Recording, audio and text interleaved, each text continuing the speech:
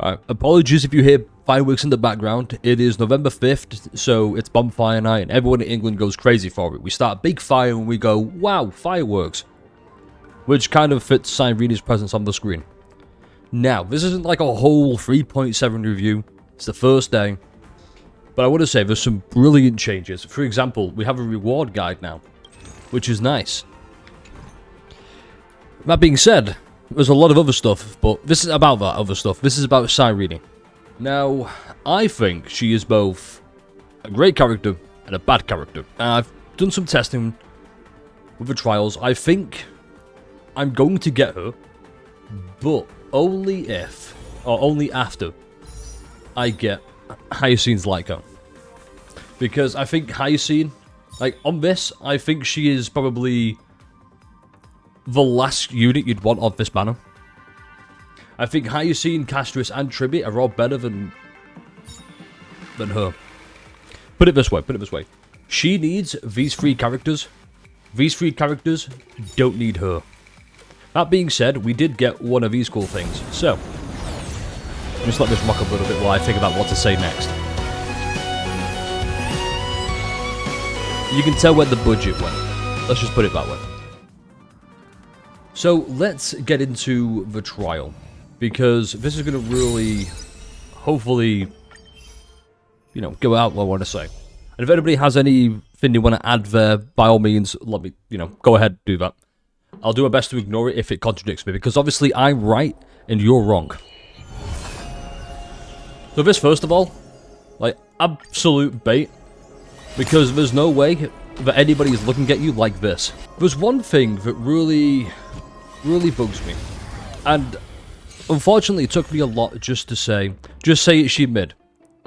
Yeah, that's why I said she's like Schrodinger's cat. She's both really good and really bad.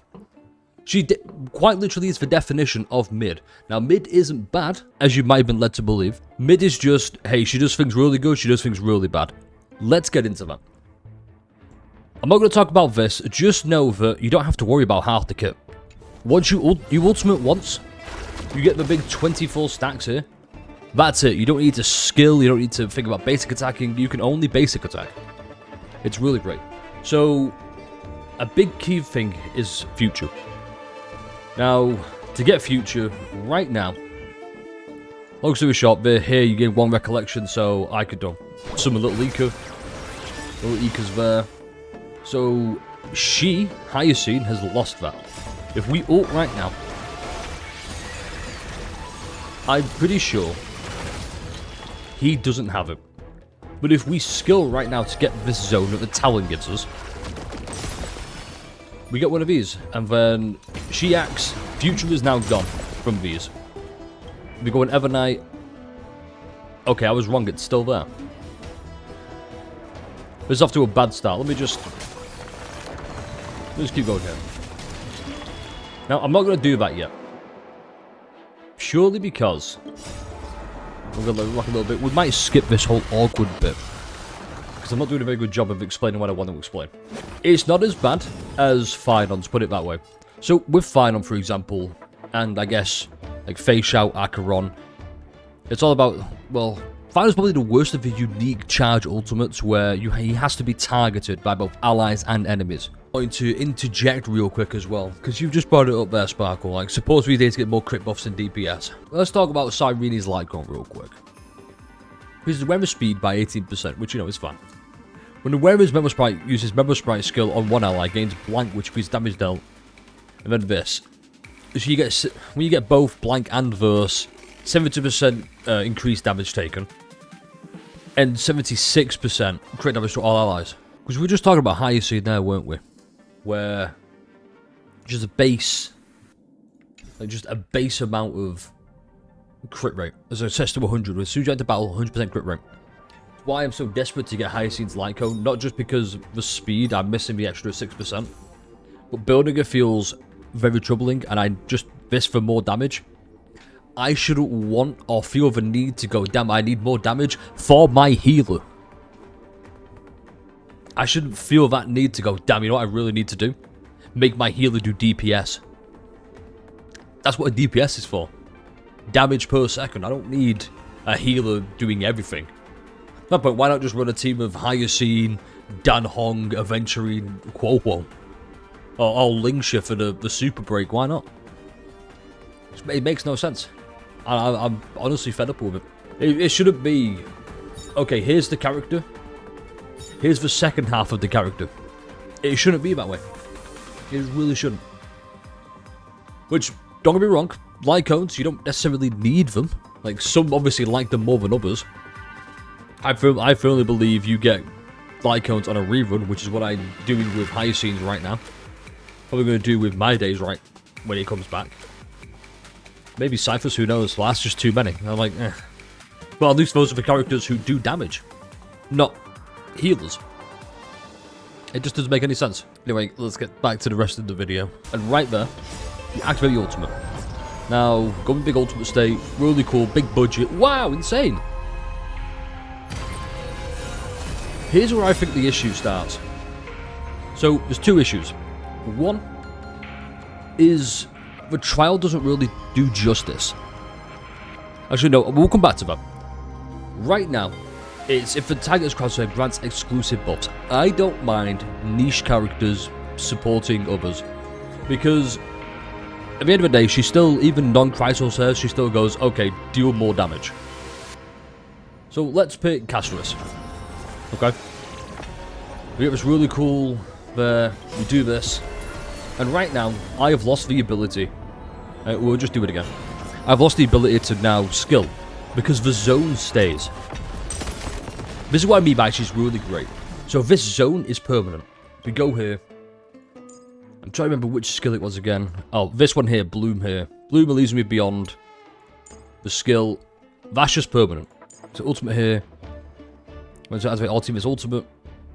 Deploy the zone effect from the skill with no duration limit. So it's just there constantly. And here's another great thing. So with Chrysos right now, the ultimate is capped at 100%. Boom, it goes up. That's the exclusive effect, and she does more damage, but yeah, whatever. I'm just trying to get to Cyrene's turn. Here we go. So right now, I can only do the AoE, which grants me 3, and the Sparkle playing out before. The ultimate, you can just get to 12, or you can let it stack more, blah, blah, blah. Here's where the problem starts. I mean, we're pretty much done here. You know how it goes. That's basically it. Here's where the problem starts. Look at the trial characters. Okay, you can only test it with these. That's where the big issue comes. Now then, let's look back to the point I was making before. I believe it's this ode to all lives.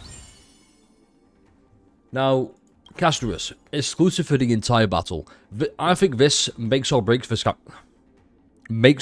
character.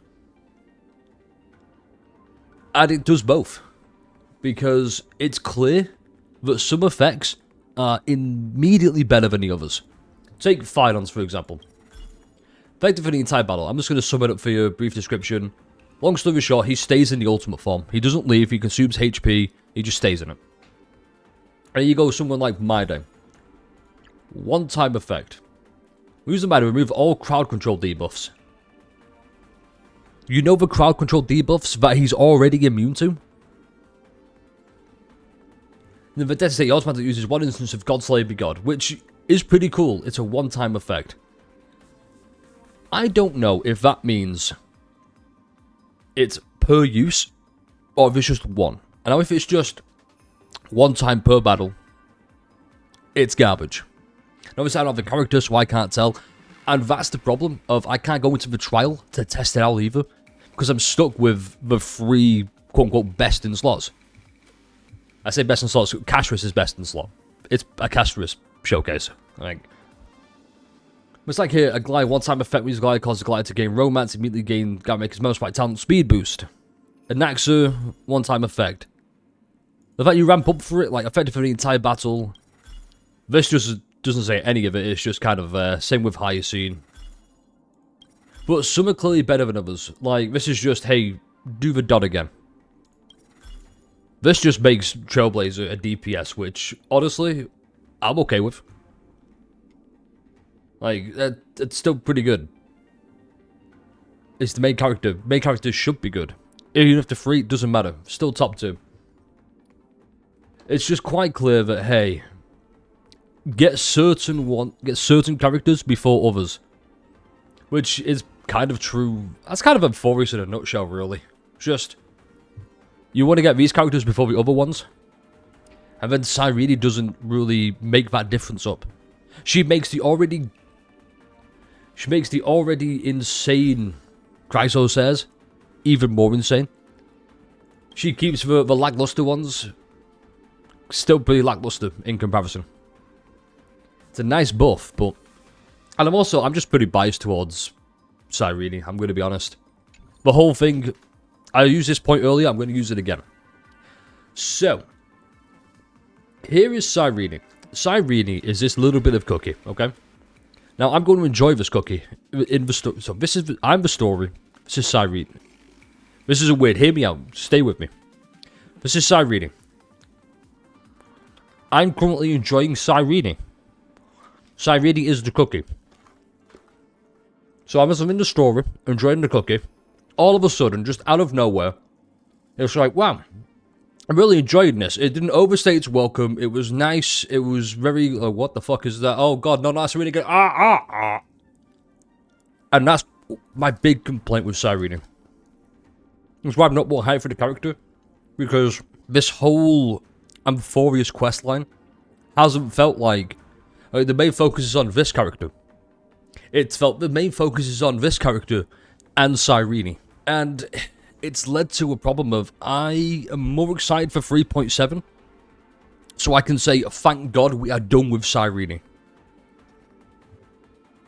And it's a shame because Euphorious was really good. Now obviously I'm going to do the story later on. You know, you can like and subscribe, follow on Twitch. So you can join me with the story. It's going to be cool. It's going to be fun.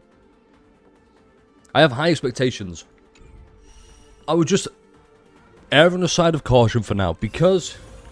And I say this, Cyrene right now, think of Cyrene's banner like the Fate banner. Available long term, this is the full patch. Honestly, I'd recommend picking up Cyrene in Phase 2. Prioritize any one of these if you prefer, especially Hyacine, like, Hyacine. She's just the best character in this game, by far, it's not even close. Phase 2, I believe, is Cypher, Phynon, My Day. Honestly, only Phynon's worth it. My Day isn't, sadly. His light cone is for Jingliu, but that's kind of about it. So I would save. I would honestly, unless, you know, 1, you're a Giga Whale, 2, you can afford to do it, and 3, you just really like the taste of the Wise deck. That was a weird thing to say, I apologize, but it's not untrue. But yeah, just be cautious, because right now, all of it's just very much, hey, you know what you should do? You should really buy stuff. Like, this is a great event. Currency Wars. I'm way more excited about Currency Wars than I am Cyrene. And I think that's a shame. Because, like I've said with the cookie, it's just been in your face constantly. But hey, it's your game. You play how you want. I can just give you my advice. My opinion, for lack of better terms. You might disagree, but you might agree. You might go, hey, this guy kind of spitting. Hold up. But hey, you enjoy your game, and, you know, let's hope it's worth it. Anyway, like and subscribe, and I'll catch you for the story playthrough. And review, because I am very critical of this story. There are some ups and downs, especially 3.5. I will forever hate that. But I'm hopeful they've really got it home. This is the end of the video, so hit that like button, subscribe. We're on the road to 1,000 subs. Alright, peace. Stay refreshing.